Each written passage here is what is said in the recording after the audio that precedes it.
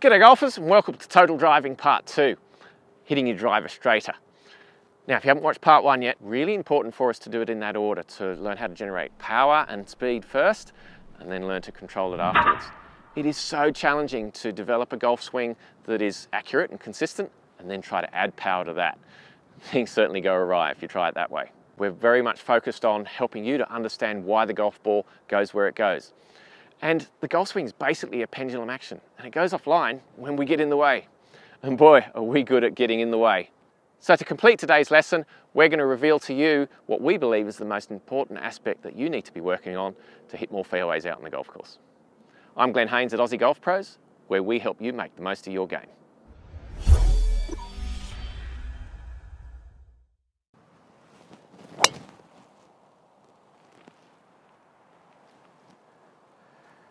Hitting your driver straighter comes down to really getting three things right. That's right, there's only three things. There are only three ways that the golf ball can be directly influenced to go offline. And I wonder if you're aware of all three. Most people I ask maybe get two of them out of three. Now I'm not talking about the different techniques and upright swing, flat swing, plane and all that sort of stuff. I'm talking about what the club does to the golf ball to make it go offline. There are only three things. See if you can get them. Right, number one is where on the face you strike the golf ball. Obviously, if you catch an edge, then you are going to get some really offline shots and you could be lucky to find your golf ball. What about if you're just off? Well, obviously the higher up the face you go, the higher launch you get, but we're talking about direction here, so hitting the ball to the side of the sweet spot is going to affect direction. It's going to impart spin on the golf ball. Now, a lot of people think, well, if they hit it off the toe slightly, that opens the club face and it causes the slice. Actually, the opposite is true. Yes, hitting it off the toe of the club causes the face to open, but that puts a bit of spin on the ball and actually creates a little bit of draw spin. That's called gear effect. And we'll go into that in more detail in a later video. And obviously, if you hit it off the heel of the driver, this side, that's going to cause a little bit of fade spin. And you need to be aware of that, and you need to be aware of what part of the club's hitting the golf ball. So how do we tell? Well, we're getting feedback from the sound of the club hitting the ball and also from the feel, same as a cricket bat or a tennis racket, you're getting that feedback through the club. But realistically, you really want some feedback with a mark on the club face. So get some spray, pop up in the corner here, we've got some information on how to improve your ball striking with your driver. We want to get some foot spray or some dry shampoo, spray it on the club face and to get some marks. The second thing is club face angle. Whether the face is open, closed or square at impact. So if we put the club behind the ball there, we obviously want to make sure that it's square at setup. Doesn't have to be, but it helps us. But impact is where it really counts. So it's very easy to be slightly closed at impact and it's very easy to be slightly open at impact. And only a few degrees is going to be enough to miss the fairway. So we definitely want to see if we can get that club face angle square through impact. So how do we know whether the club face is open or closed? Well, the good news is the golf ball is going to tell us through the flight of the ball. Now, assuming you strike it okay, pretty near the sweet spot, if you're drawing the ball, that means the club face is closed. If you're fading the ball, slicing, that means your face is open. The amount of curve is going to depend on how open or closed that club face is. It's as simple as that. Not about where it finishes or where it starts, just which way it's curving. The club face is going to have the most effect on where your golf ball goes.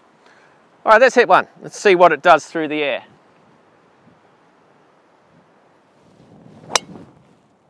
That's fading off to the right a little bit. I've struck it okay. I could feel that through the grip, so that means the club face is open. Simple as that. We want to be aware of what the club face is doing through impact, and we watch the golf ball to give us that information. What's the third? Impact law, if you want to call it that. Have you got it yet? Well, it's swing path. It's the path that the club head is traveling through impact. And that's going to greatly determine the initial direction the golf ball goes, your launch direction. It started pretty straight, so therefore my swing path was pretty neutral. It wasn't in to out, and it wasn't out to in. It was pretty neutral. But let's say I hit a different shot here. Let's get this ball to start off to the right a little bit. And now it's drawing back to target. So the shape there is telling me the club face is closed. Again, I struck it quite well, but it started to the right. That means that the swing path is in to out through impact. So we've identified the three aspects that can cause the ball to go offline. So how do we improve them? We've got something in our favour. Remember what I said at the beginning is that the golf swing is basically a pendulum action. The centrifugal force of us swinging through impact is actually on our side. It's helping us to square up that club face, and it's helping us to hit the ball straighter. We just want to get out of the way of that.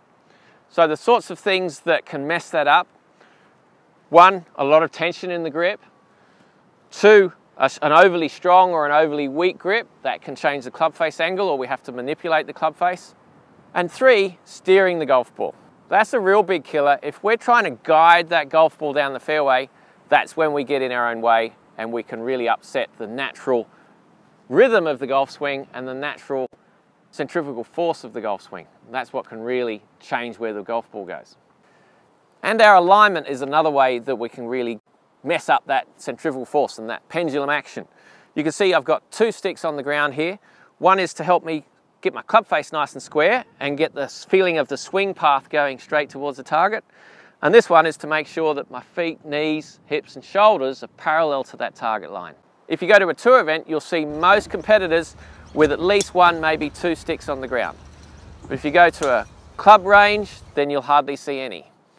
And basically, if you're not practicing with an alignment aid on the ground, you're a bloody idiot. It's really key to be consistent in your setup, and that's what having something on the ground is really going to help you to do. Now you might argue, well, I can't do that on the golf course, why should I do it here? Well, you're creating a habit. If you're in the good habit of getting into the same setup each time, you're much more likely to get into that same setup out in the golf course.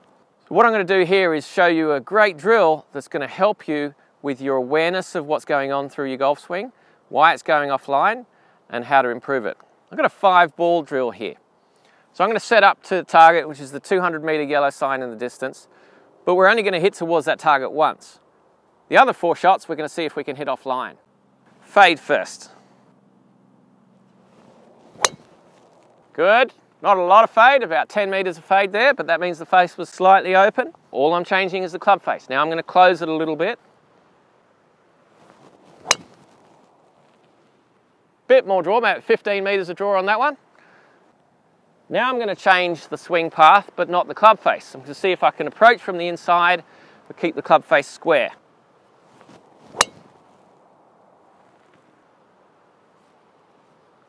Out to in now. A few meters to the left, about 10 meters. Now when I get a client to do this, they often, when I give them right now a straight one, they say, oh, okay, that's harder. It's not. It's the easiest one. Once you've learnt how to control the golf ball, open and close the club face, swing in to out and swing out to in, they're manipulations. What we're after here is just trust. It's really not as difficult as a lot of people make out once we've got those sound fundamentals in place. So, nice and parallel to the target, a neutral grip, soft hands. All there is left to do now is swing and trust.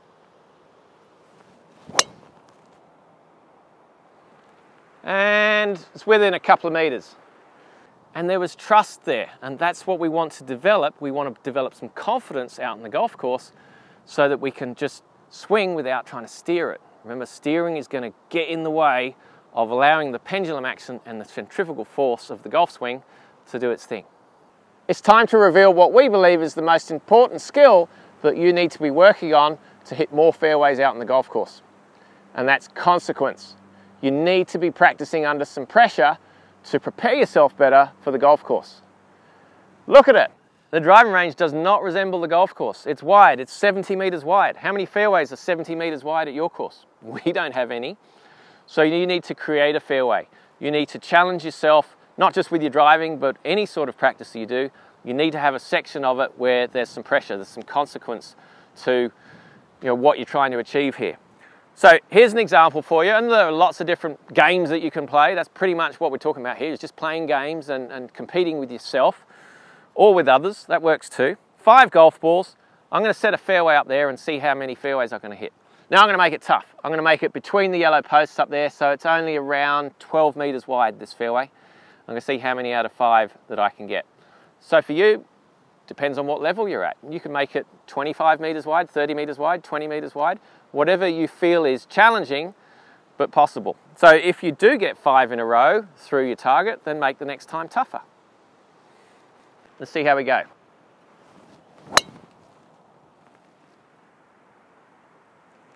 There's 1 point. Oh, just left. Only just, but it's left. There's another point.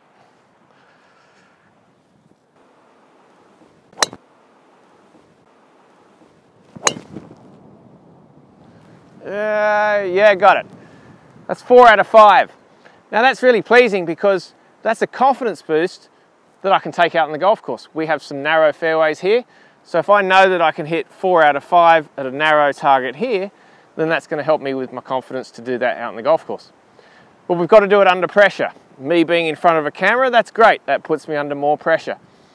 But you've got to find some ways to pressurize yourself and make some consequence out of your practice. Now that can be a reward process. You set yourself a goal and then reward yourself if you achieve that goal. And you need to be quite disciplined with it. You should take this type of process into a lot of your practice.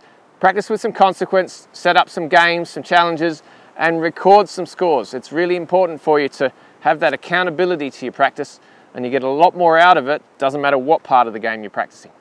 Of course, there are many technical things that you can work on with your golf swing to help you hit the ball straighter. And we encourage you to continue to work with your PGA professional on improving your technique. And swing plane is a big part of that, which we talked about in our increasing driving distance video that you should have watched first. So if you haven't seen it yet, pop up into the corner here. Fairway woods are a little bit different. If you're having problems with those, then this video is really going to help you with your ball striking from the fairway. Thanks very much for watching. We'll be back next week. Are you the best golfer you can be?